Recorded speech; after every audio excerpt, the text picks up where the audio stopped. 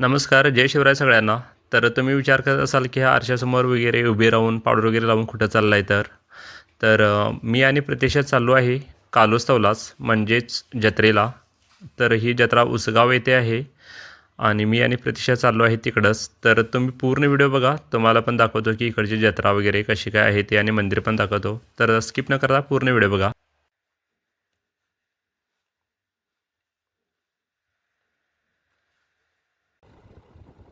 तर इथून आमच्या रूमजवळून एक 3 किलोमीटर अशा अंतरावरती जत्रा आहे. म्हणजेच त्या गावचं नाव आहे उसगाव म्हणून. तर तुम्हाला वर्षा उसगावकर माहीतच असेल, मराठी अभिनेत्री सुपरहिट. त्यांच्याच गावामध्ये जत्रा आहे. तर पण तरीसुद्धा त्यांनीसुद्धा इथं राहत नाहीत. चला तर तुम्हाला दाखवतो. तर पूर्ण व्हिडिओ बघा. तर इकडून आम्ही राईटला वळणार आहे ब्रिजच्या खालून.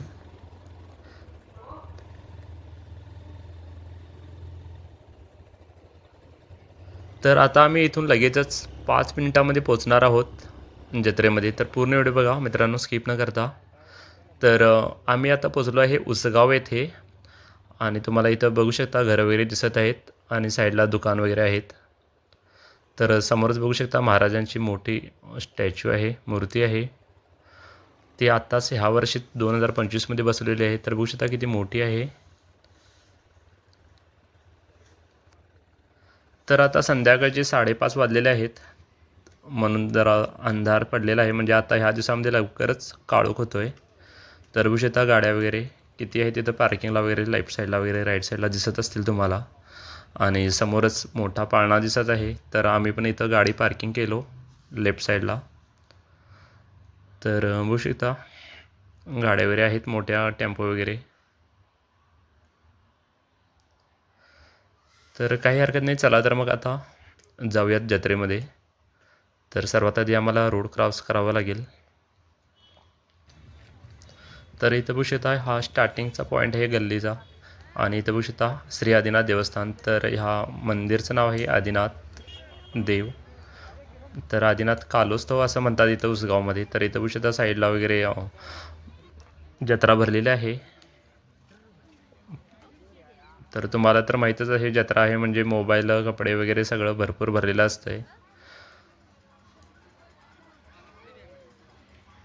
तर जाताना हा डाऊनल आहे आणि असे ही फुल एका मोठ्या गल्लीला जत्रा भरलेली असते. आणि इथं बघू शकता फेमस खाजे वगैरे आणि शेंगदाणा वगैरे बघितला असणार तुम्ही आता. तर चला तर मग आता मंदिरमध्ये जाऊया. तुम्हाला दाखवतो की मंदिर कसं आहे ते. आणि हे बघू शकता किती मस्त असं डेकोरेट केलेलं आहे, कमान केलेलं आहे मंदिरमध्ये जाण्यासाठी. आणि हा आहे समोरच मंदिरच्या मंडप आहे हा, म्हणजेच हॉल.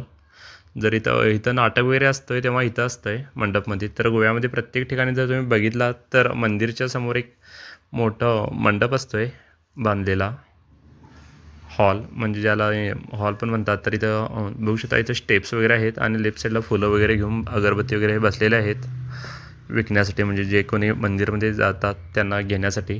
तर मी काय घेतलं नाही, कारण की मी ऑलरेडी एकदा जाऊन आलेलो आहे. तर तुमच्यासाठी हा खास व्हिडिओ करत आहे, परत एकदा आलेलो आहे मी मंदिरमध्ये. तर इथं ज्ञानेश्वर वगैरे समोर चाललेलं आहे आणि बघू शकता इथं मंदिर तुम्हाला दिसत असेल. ओल्ड मंदिर आहे आणि ही आहे रांगोळी काढलेली. आम्ही लवकरच आलेलो आहे त्यामुळे जास्त गर्दी पण नाही. आणि बघू शकता किती मस्त सुंदर असं डिझाईन केलेलं आहे, फुलं वगैरे लावलेले आहेत साईडला आणि कॉलम्स वगैरे तुम्हाला दिसतच असतील. तर जास्त गर्दी नाही. तर हे आहेत आदिनाथ देव. तर इथं पण वरती लिहिलेलं आहे बघा बोर्ड, आदिनाथ देवस्थान म्हणून.